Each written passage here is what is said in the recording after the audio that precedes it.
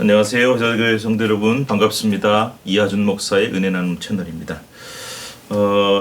어제 그제 뉴스 사이에 계속 지금 서울 경기 지역에 확진자가 늘어나고 있는 뉴스 가운데 교회 우리 목회자들 또 소모임 이런 것들에 대한 뉴스가 계속 나와서 좀 마음이 조금 불편하기도 하고 무겁기도 합니다. 끝난 게 아니거든요. 코로나가 좀 당분간 계속될 거다라는 예측을 전문가들도 하고 저도 그렇게 생각을 하는데 우리가 너무 좀 안심을 하고 있었던 것 같아요. 그래서 예배나 이 모든 교회 활동들은 정상적으로 해가는 것이 제일 중요한데 그러나 이제 신중함이 참 필요하겠다라는 생각을 하고 이런 일로 인해서 사회로부터 지탄을 받거나 또 성도들의 마음속에 이렇게 큰 부담을 줘서는 안 되는데 아무튼 우리 교회도 지금 모든 게 이제 최선을 다해서 가장 신중하게, 가장 급하지 않게 그렇게 생각을 하고 있고요. 또 가장 안전한 시기와 방법을 찾고 있기 때문에 우리 성도님들 너무 걱정하지 마시고 잘 될 겁니다. 좋은 결과와 또 속히 모든 문제가 해결되길 기도하고 바라면서 우리 주님 앞에 말씀과 기도로 나아갑니다.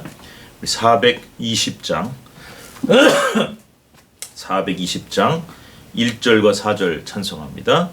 너 성결케 위해 늘 기도하며 너 주 안에 있어 늘 성경 보고 온 형제들 함께 늘 사귀면서 일하기 전마다 너 기도하라. 4절 너 성결케 위해 늘 기도하며 내 소원을 주께 다 맡기어라.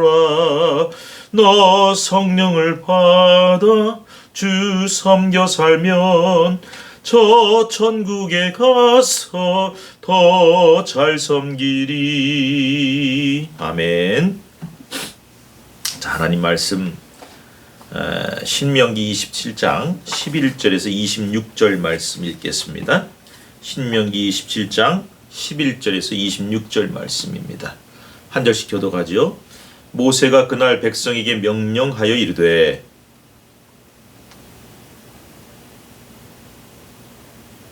르벤과 갓과 아셀과 스불론과 단과 납달리는 저주하기 위하여 에발산에 서고 장색의 손으로 조각하였거나 부어 만든 우상은 여호와께 가증하니 그것을 만들어 은밀히 세우는 자는 저주를 받을 것이라 할 것이요 모든 백성은 응답하여 말하되 아멘 할지니라.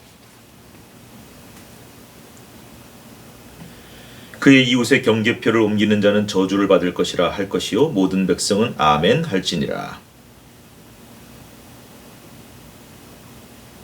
객이나 고아나 과부의 송사를 억울하게 하는 자는 저주를 받을 것이요 할 것이요 모든 백성은 아멘 할지니라. 짐승과 교합하는 모든 자는 저주를 받을 것이라 할 것이요 모든 백성은 아멘 할지니라. 장모와 동침하는 자는 저주를 받을 것이라 할 것이요 모든 백성은 아멘 할지니라. 무죄한 자를 죽이려고 뇌물을 받는 자는 저주를 받을 것이라 할 것이요 모든 백성은 아멘 할지니라. 아멘. 자, 오늘 본문에 제일 많이 나오는 낱말 표현이 뭐 같습니까? 아멘입니다. 아멘의 뜻을 아시죠? 예, 그렇습니다. 동의합니다. 예스.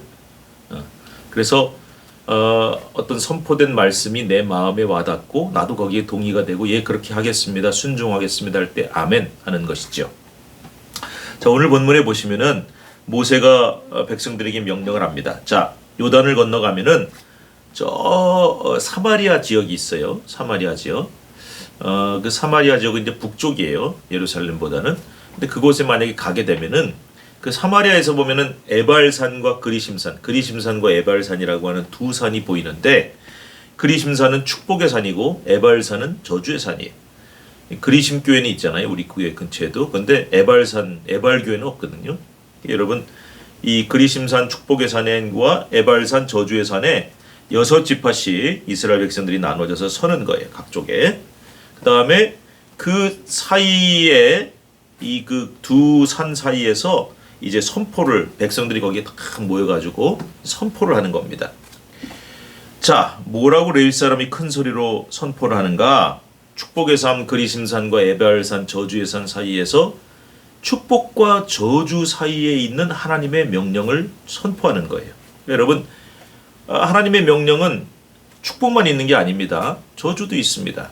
하나님의 말씀과 명령에 순종하면 축복이 선포가 되는 것이고 불순종하면 저주를 받을 수밖에 없는 거예요. 그래서 두 가지를 다 얘기할 수밖에 없습니다. 자, 하나님 말씀에 순종하면 축복, 이거 얘기해야 되죠. 그런데 불순종하면 저주, 이 얘기를 빼먹으면 안 돼요. 그래서 우리가 교회 가면 뭐 복에 관한 얘기만 하고 잘 되는 얘기만 하는 것이 아니라 하나님의 말씀과 명령이 불순종할 때 주어지는 저주와 실패에 대해서도 말씀을 해야 되는 거죠. 그러니까 이 두 가지를 얘기하는 가운데 축복의 말씀 쭉 했고 이제 앞으로 또 신명기 28장에 가면 또 굉장히 많이 나옵니다. 그런데 28장에도 마찬가지 축복의 말씀이 나오는데 그보다 훨씬 많은 분량이 저주의 말씀이 나와요. 여기도 저주의 말씀이 나오는 거예요. 그래서 자, 이러이러한 자는 저주를 받을 것이다. 왜? 하나님의 가장 중요한 명령에 불순종했기 때문에 라고 선포하면 백성들은 예, 맞습니다. 우리가 절대로 그렇게 안 하겠습니다. 아멘. 이렇게 하라는 거예요. 그래서 12개 정도의 이 저주의 말씀들이 나오는데 이거 절대 해서는 안 되는 거죠. 첫째로 장세기의 손으로 15절 조각하였거나 부어 만든 우상은 절대로 안 된다. 저주받는다. 아멘. 그죠? 우상 숭배 절대 안 됩니다.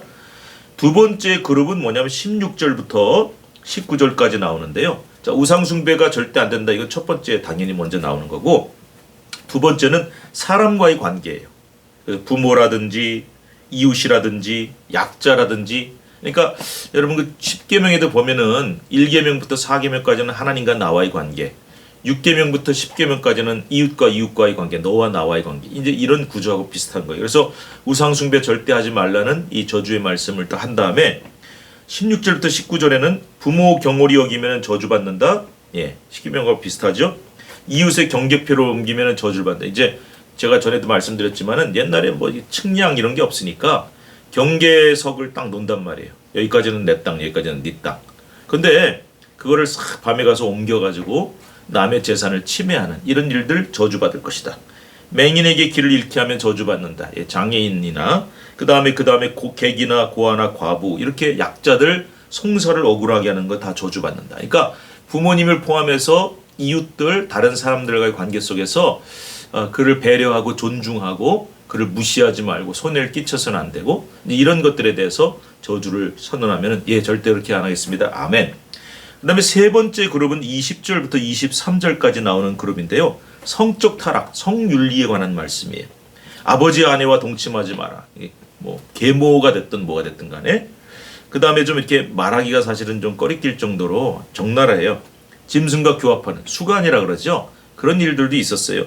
그 다음에 또 누굽니까? 자매와 그 다음에 동침하면 저주받는다. 장모와 동침하면 저주받는다. 근친상간을 얘기하고 있어요. 그러니까 성경은요 적나라한 책이에요. 왜냐하면 이런 일들이 이스라엘에도 있었지만은 그 당시에 이스라엘 주변의 고대 중동 국가에는 굉장히 흔한 일이었고 아주 당연히 여겼던 일들이기 때문에 그래서 근친상간이라든지 수간이라든지 성적 윤리의 타락 이게 다 이제 우상 종교와 다 관계가 있어요.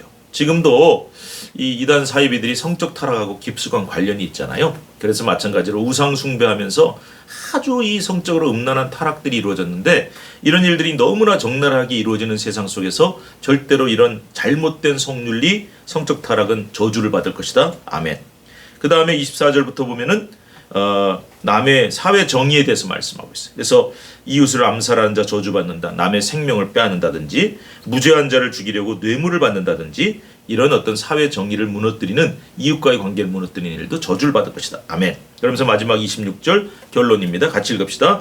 이 율법의 말씀을 실행하지 아니한 자는 저주를 받을 것이라 할 것이요 모든 백성은 아멘 할지니라.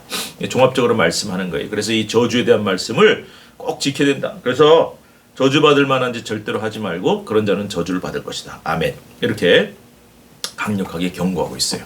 여러분 아까도 말씀드렸지만 뭐 이거 지키면 축복이다. 축복의 말씀도 중요합니다. 그러나 이것을 어기고 하나님께 불순종하면 주어지는 저주에 대해서도 분명하고 확실하게 얘기를 하면서 아멘하도록 하고 있어요. 여러분, 저와 여러분이 하나님이 싫어하시는 일, 기뻐하지 않으시는 일, 하나님이 금지하시는 일, 어떤 이유로도 어떤 핑계로도 범하지 맙시다. 아멘 하시기 바랍니다. 아멘.